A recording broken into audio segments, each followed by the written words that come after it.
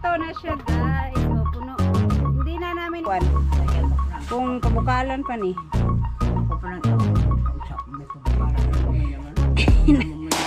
Ikaw na yung Japon?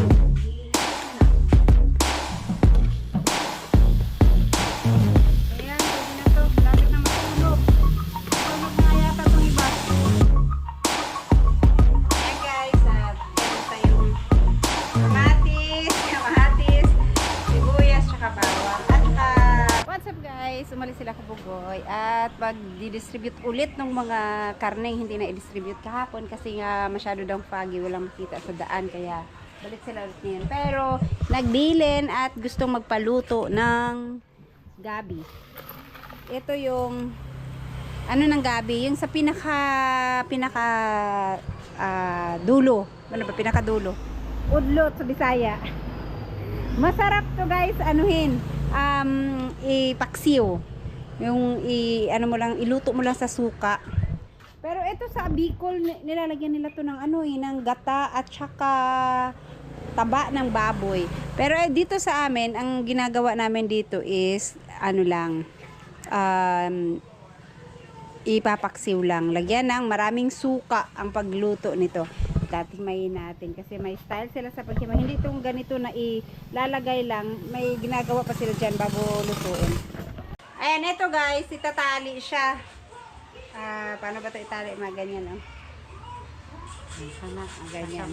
Tapos, tutusok dito sa dulo niya. Ganito yung ginagawa. Tapos, meron nang nagawa si mamang dalawa. Tapos, ipapaksiw lang. Lagyan ng maraming luya at saka suka. Na yung maasim talaga, yun ang masarap. Pag maasim talaga na ano. Ito yung sa ano. Dapat yung, ito kasi medyo nag-open na siya. Yung ginagawa namin, talagang bilog na bilog siyang ganito. Oh.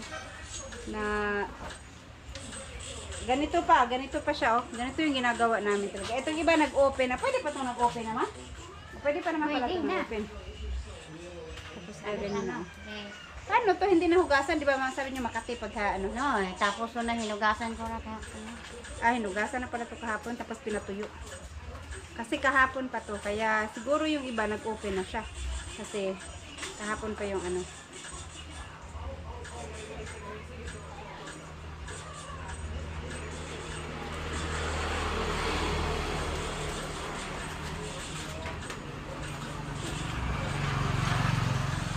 Sayang yung saging ma. Meron palang mga saging dito. Sabi ko kay mama, pakita ko muna sa inyo. Sabi ko kasi kay mama, huwag niyang isako yung mga saging kasi karamihan pag naisako, nakakalimutan. Kasi hindi nakikita eh. Ayan tuloy oh. Yung iba, super hinog na yung iba na ano na. Ay nasira na yung iba oh. Kadisyon pa naman to. Saba, saging saba. Nung isang araw gumawa ako ng banana cake, yung ano naman yung murado na saging yun. So, kasi sobrang hinog na, walang kakain. Ginawa ko siyang banana cake. Nasira na tong iba. Yung iba kasi hinog na, yung iba hilaw pa. Ito hinog, ay hilaw, ito hinog na, hinog na yung iba, sira na. Kasi marami tong pinutol nila mama. Meron pa nga yata dito sa labas. Yung isang buwig pinadala kay katatay nung nagpunta sila dito. Ay hindi pala, nawala na pala dito. Kasi dito namin nilagay yung saging eh. Galing sa pagkaputol nila. Sayang to, itong isa. Saging po ba to? Ay, hindi na, ito na lang. Sayang na lang kami ito mamaya. Saglit lang naman sila Kabugoy siguro. At eto, tatapusin lang namin tong itali. Eto na siya guys. O, puno. Hindi na namin inubos lahat kasi sobrang dami. Pangit ano din. Baka hindi maubos ka agad. So yan. Ganyan na siya. Yung iba hiniwa-hiwa. Yung iba nakatali.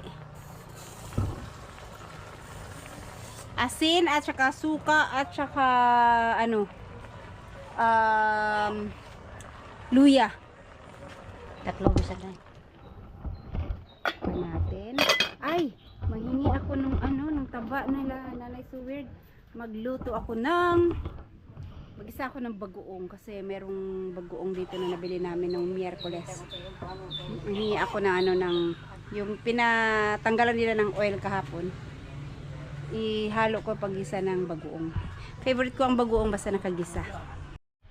Pupunta lang ako kay Nanay Suwird, manghingi ako ng taba ng baboy. Kasi masarap yun ihalo sa bagoong, igisa. Ya! Solar mo jud. Lim ko rin lubutan eh. Tara. Eto na. Yan.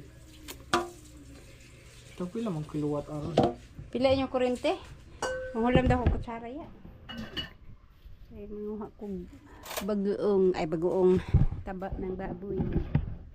Ito yung ipakupsan gihapon. Baling tambuka pa. Hurot pa yun yung mantika ya kung kuan. Kung pabukalan pa ni. Ako pa lang iyo, pero usap mo may pabukara ng gamay naman na. Amo mo nang gidda. Ikaw rin yung gihapon? Di kana.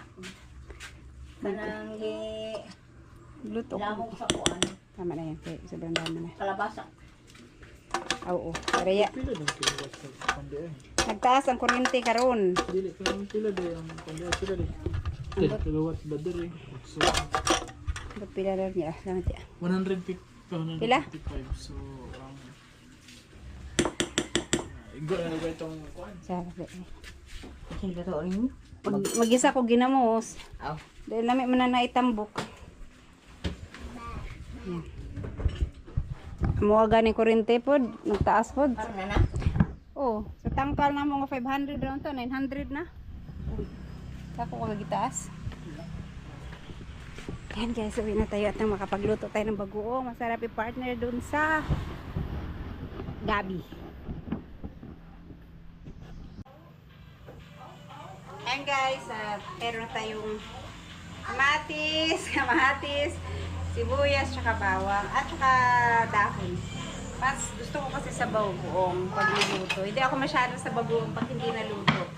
Tapos, may taba yun. Kaya, pag may bagoong kami, ang ginagawa ko, niluluto ko talaga pagka gusto ko kumain. Lalo pag isaw-saw sa mga mangga or ano man, mas gusto ko yung naluto siya. So, lagyan natin ng maraming kamatis.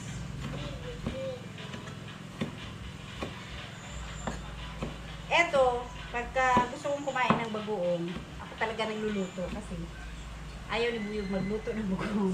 Namadya magluto sa bagoong. Pero siya nagluluto ng mga ulam namin, kung ano yung pagkain namin. Pero itong sa bagoong, ako,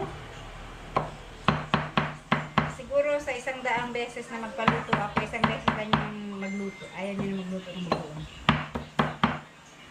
Pero sa mga ulam naman, araw-araw siya nagluluto. Ito lang bagoong talaga, ayaw niya. Tinatamad siya magluto sa bagoong. Lalo sana kung may sili, kaso lang wala kami sili. Ewan ko anong nangyari sa mga sili namin, lahat. Kahit mga kapitbahay namin, ng mga puno nila lahat patay lahat ba? Wala masyadong. Kaya pag gusto namin ng sili, nabili kami sa palengke. Dati-dati, ang dami-dami naming sili, hindi rin namin makain lahat. Nalalaglag lang. Pero ngayon, wala talaga.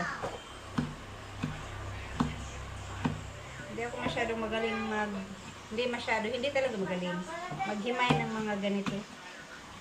Basta mapino lang siya. Tapos lutuin ko na ng matagal. Para lalambot, madurog. Si Buyog magaling magtadtad ng ganito na yung pinong-pino talaga. Napipino niya talaga kahit yung mga bawang. Hindi ako marunong magpino.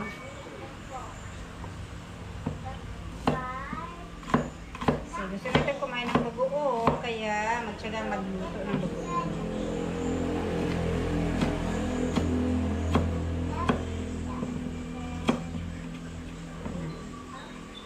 Tama niyan. Tsaka maraming kamatis. Tapos konti lang pala yung lulutuin. Maaksaya sa lamas.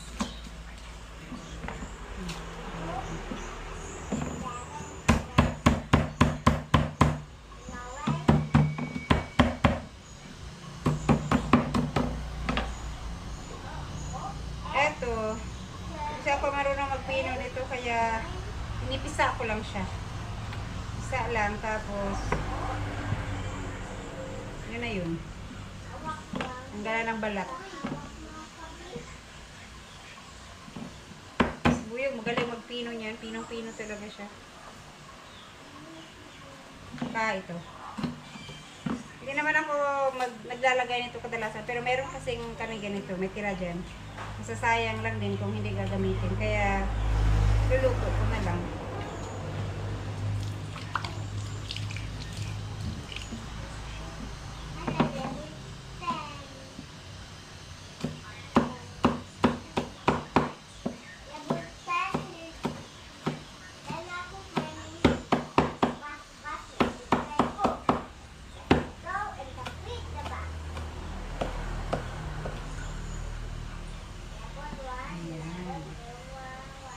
Masama ko na sila kasi ilagay ko lang lahat sama-sama.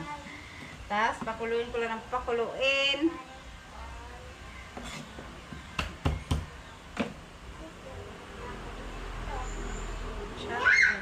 Tsaka meron kaming ano dyan, kalamansi. Nilalagyan ko kasi ng suka. Sana. Ito may kalamansi kaya kalamansi na lang.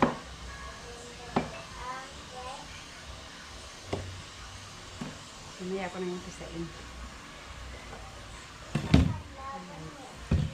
Tapos na.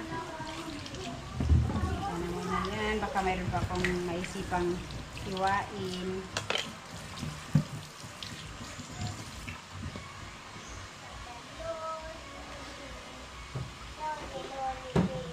Tsaka ito.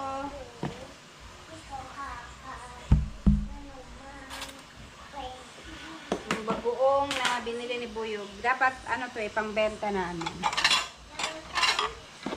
Kaso hindi pa nahimay.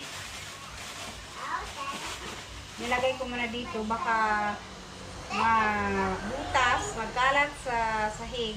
Mas mahirap maghihimas.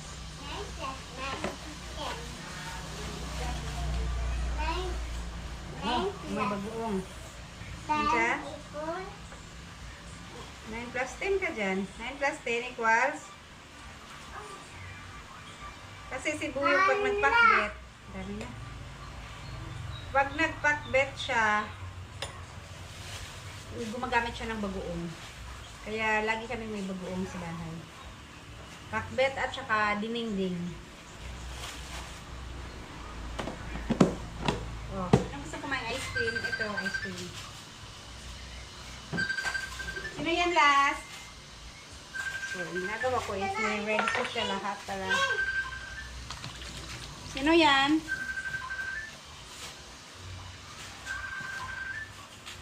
Tsaka ito.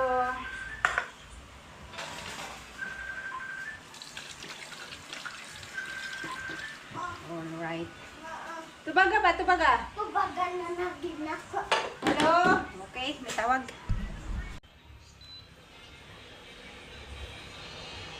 Eto na guys, lulutuin na natin.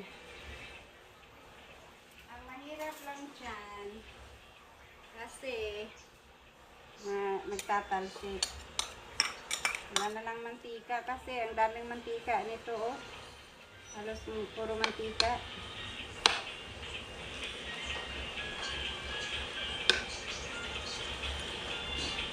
Yan.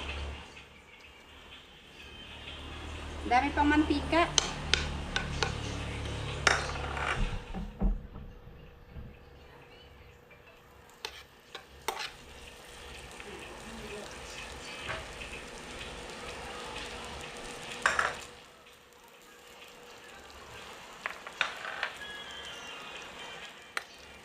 Matik to pag ako nagluto. Walang una-una, walang huli-huli, sabay-sabay lahat.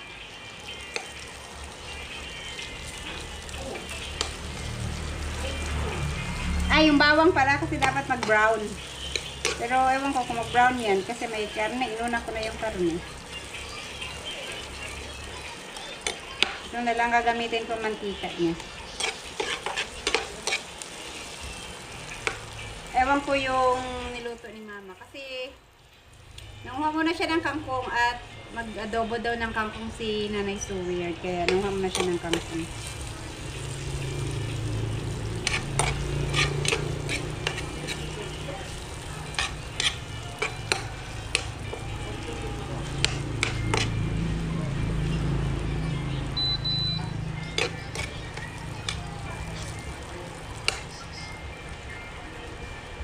Pamantikain ko lang ng konti.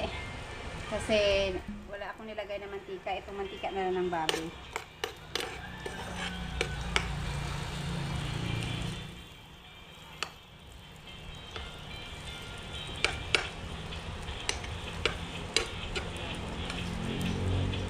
Ito matigas oh. Ano ata to? Pating laman. Itong iba, mantika. Oy, wag mong galawin yan. Ito pala yung kalamansi.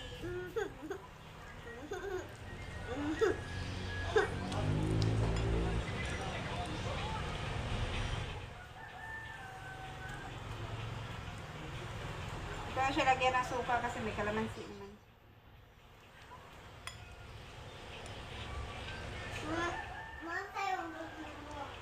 Nagkukok bagoong. Yeah.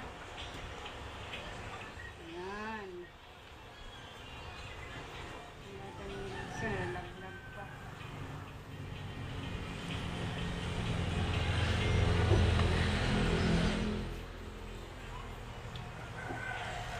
Ayan.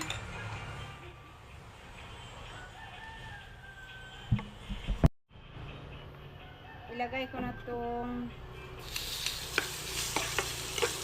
bawang. Agoy, hindi na siguro ito mag-brown. Namatay yung aking ilaw. Sinilim na ang paligid. May ano naman, ilaw ng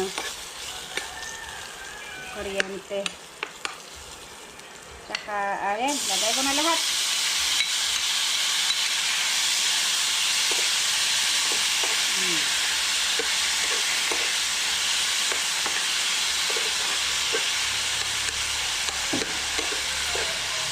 Tapos, hayaan na natin siyang lumambot.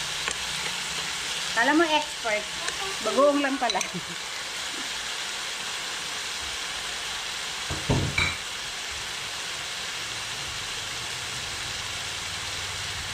Ito guys, gusto ko kasi yung pisang-pisa na itong yung kamatis. Kaya pakuloyin ko muna siya ng natin yung apoy. Mga ilang minuto pa. Ayan, pwede na to. Malapit na masunog. Masunog na nga yata itong iba. Lagay ko na yung bagoong.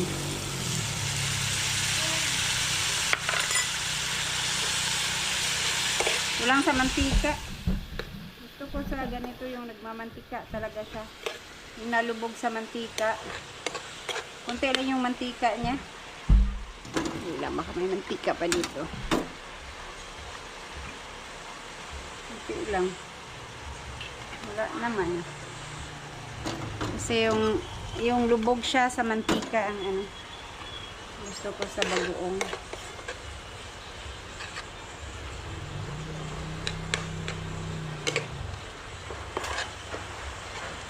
Kuha lang ako ng mantika pa. Ayan guys, dinagdagan ko ng mantika. Kasi pag hindi siya naubos agad, at least hindi masisira, nakalutang siya sa mantika.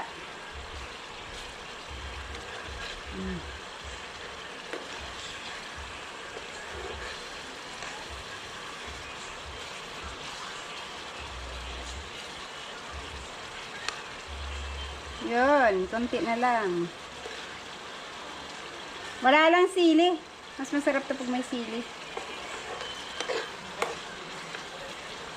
Gusto ko talaga dito may sili. Kaya lang pera pa ng sili ngayon dito sa amin.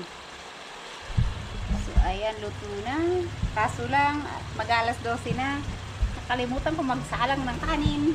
So, kakasalang ko lang ng kanin. Kakain na sana. At luto na rin yung gabi. Tapos na natin. Yun. Yan guys, kain na tayo. So ito na yung gabi. Walang gata. Ito yung bagoong. At syempre, mangga. So, lunch time. Kain na tayo. Kayong daw. Wow! Nindot kayo ang door, oy! Pastila, nindot sa door, oy!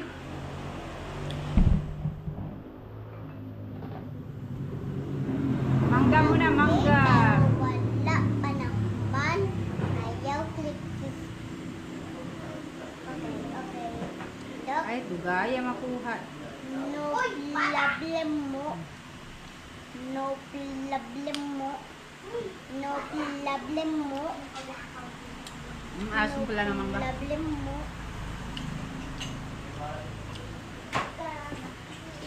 Nagpabili ako sa kaibigan ko kasi pumunta siya dito. Ha? Dumaan ng palengke, sabi ko bilhan niya ako ng mangga. Kasi may bagoong ako niluto. Saktong-sakto yung asim.